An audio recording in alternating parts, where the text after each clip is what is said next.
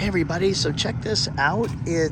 We're doing another native install here in Hermosa Beach, California. That's Valley Drive, and we're actually on Ardmore.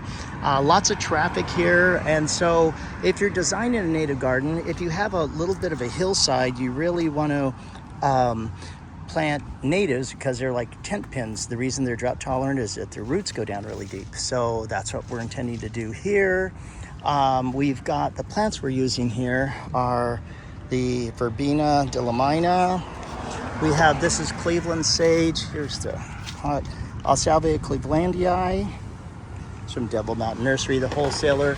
And we're plugging in, you don't have to tear out your whole landscape, but we're plugging in like Salvia clevelandii. Here's some white sage. And then these were kind of recycled, left over from other jobs or from other places on the job. I do want to draw your attention to over here though, because as you can see, there's a lot of traffic, and you always want to, the very first thing you want to be concerned with is safety. And so here's where the driveway is. And so if you're in a car, you need to make sure your vision is going to be not hindered in any way. So we're growing low growing stuff here. For this former grass area, we're actually installing the Baccharis pilaris pigeon point.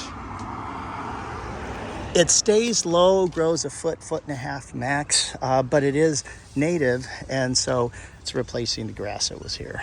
So those are your tips for the day.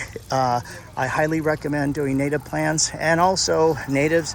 At this point, I would recommend doing an irrigation system. This is the one we prefer. It's called, this is the end of the line here, Rainbird Copper Shield Drip Irrigation, 0.6 gallon per hour at 12-inch spacing. Okay, that's your tip for the day. Thanks for listening, and we'll talk to you soon.